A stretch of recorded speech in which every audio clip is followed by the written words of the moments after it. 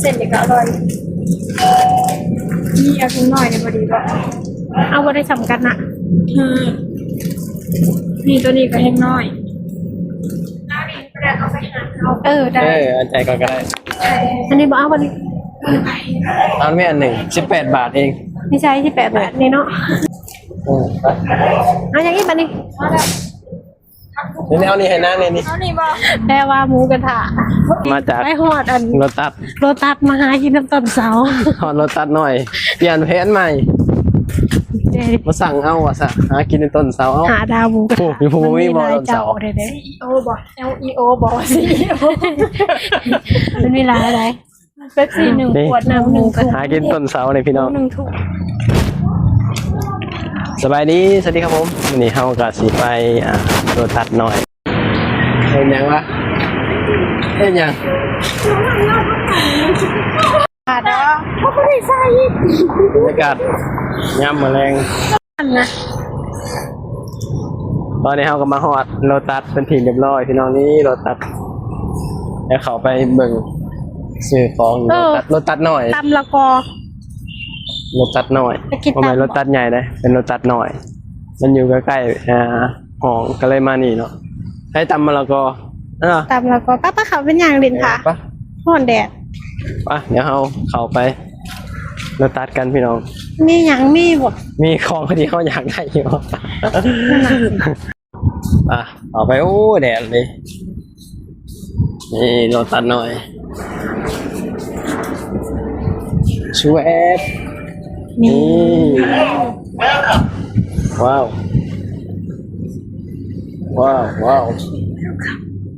มีนะ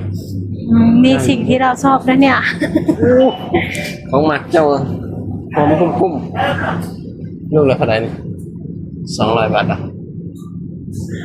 เนื้อในหมูนี่เยอะแยะอย่างนี้หมูนี่เยอะแยะนี่พี่น้องเขาจะเอาหมูนี่หมู3 ชั้นเอาเห็ดสุกี้กินเนาะเห็ดยังเนาะสุกี้นี่มีเห็ดพร้อมเลยเห็ดก็มีนี่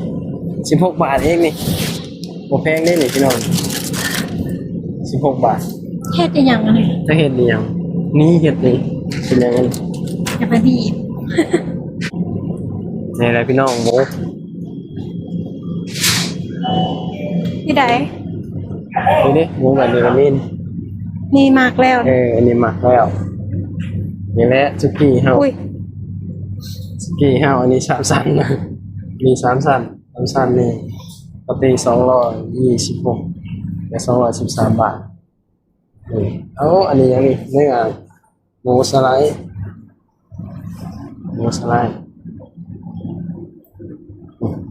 โอ้เย็นเลยพี่น้องเอาไปใส่มีจุ่งเลยอันนี้ปลาหมึกกุ้งนี่ปลาหมึกกุ้ง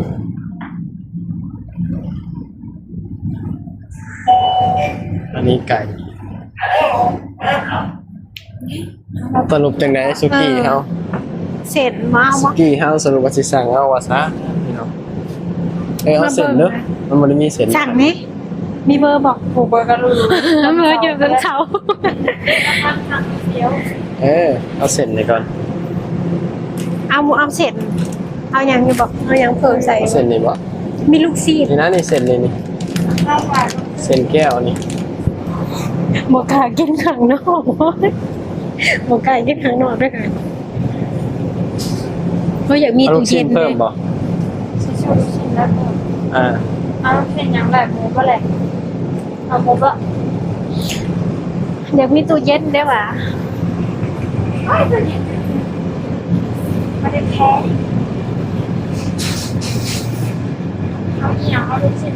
เขาจะกินช็อกโกแลตเขาจะกินไอติมกินบอกไอติมนี่ยังนะไอติมอันนี้ไม่ลูกชิ้นนะหมูนี่แหละเนาะ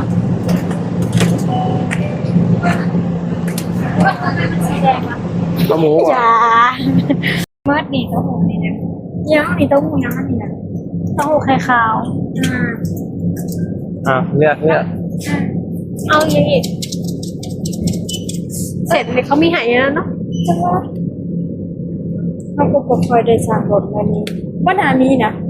บ่มีบอก วันนามีดอกเส้นนะ เอาเลยแล้วเอาถุงใหญ่ไหนไหน สโต๊ะมาเอาเส้นแก้วบ่เช้าๆนี่บ่แล้วแต่สโต๊ะ อุ้ยเป็นเส้นเด็กก็อร่อยนี่เอาถุงหน่อยเนี่ยพอดีป่ะ เอาบ่ได้สำคัญนะ นี่ตัวนี้ก็แห้งน้อย เอาได้แล้วนี่ เอาตัวนี้หรือเอาตัวใหญ่ เอาได้แล้ว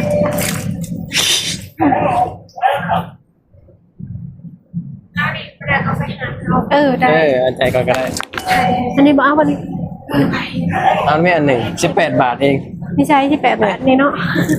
เอาตัวน้อยตัวใหญ่ เอาเห็ดเค็ม มันบ่ได้มีหวะ มีก็มันมีหน่อย เอาตัวนี้หรือตัวนี้ มันมากินกับต้นไม้เลยทีนี้เนาะว่ายงามมาเลย เอาโดดไป งามมาเลย ไป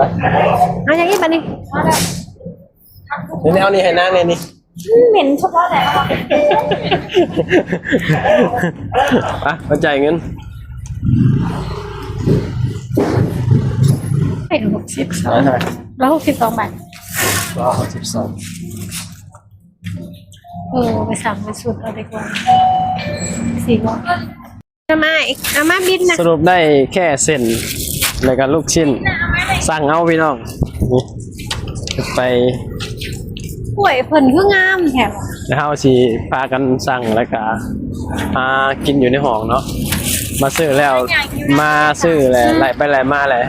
มันเบิดหลายกว่าสั่งเอาอะนะก็เลยว่าสั่งเอาสิดีกว่าพี่น้อง อย่างผักมีแดดใช่ป่ะ นี่ เป็นอย่าง เอาก็ข้ามไปฝั่งนั้น ค่ะไปเอาบินหมูกระทะ ลืมถ่ายไว้แถวนี้บ่มีติดไว้บ่ ไม่ใช่ แถวนี้นะ เพราะว่าไปเอาเอาบินแถวส่ง นี่โชว์ นี่รถ ได้ยังไง ได้เฮ็ดได้ลูกชิ้นได้เสร็จ ครับ โอ้ยลบเขาไปเอาอันนั้นเบอร์หมูกระทะอีกเด้ ยังมาแลกรถ อย่าง ไฟ เลยอันนี้ได้แบบนี้นะ ฮะ เอาตัวอย่างเลยอย่างนี้นะ ฝั่งไหนอีก เราไปข่าวหนาคอย อ๋อนี่เป็นร้านอาหารเนาะ ตัดไว้สัตคาด เรียนตัวหนึ่งก็มีตายเฉย แล้วนี่มีตลาดอาหารเงินเดือนเท่าใดค่ะเขาทำงานในนั้นนะ เอานี่บอก แปลว่าหมูกระทะ บ้านเลขที่เขาอย่างล่ะ เอาถ่ายเอา โอ้ไปเอาที่เรา ไป หากินอยู่ต้น เอาบอกพี่น้องนี่ แกผัวได้หากินน้ำต้นเสานี่แหละเขา อยากจะขายเนาะ ไป เดินมาจาก ไปหอดอัน รถตัด โรตัสมาหากินน้ำต้นเสา ถอนรถตัดหน่อย เปลี่ยนเพจใหม่ เด้ มาสั่งเอาอะสะหากินในต้นเสาเอา หาดาวหมูกระทะ โอ้มีภูมิบ่ต้นเสา เด้เด้ CEO บอก LEO บอก CEO มันมีร้านอะไร เป๊ปซี่หนึ่งขวด น้ำหมูกระทะ หากินต้นเสาเลยพี่น้อง หนึ่งถุงนี่บอกเอา400 ล่าสุดผมเป็นหาหวยได้ ฮะ หาเบอร์หมูกระทะ เอา400นี่เนาะ มันมีร้าน เออ เจ้า สิเลยก็ได้ ชุดแรกจะเป็น3 บาท เอา350ไปเอาตัวนี้ 400อะ สี่ เอา400ฮะเนี่ย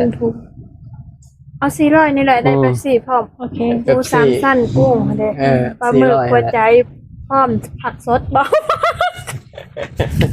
ผักสด มีผักสดนั่นเอง นี่อันนี้นะทุกคน โอเค ว้าวว่ายัง เอา400เลย ไป ไปหากินต้นเสากันแล้ววะ มีหลายเจ้าโพด เอาไปเบิ่งใหม่มาเลย รถ เร็ว ตัวนี้นะเบิ่งนะ อันนี้เรามามูดาว ไปตั้งรถตัดหน่อยไอ้รถตัดหน่อยงูมา เรื่องนี้เด็ก นี่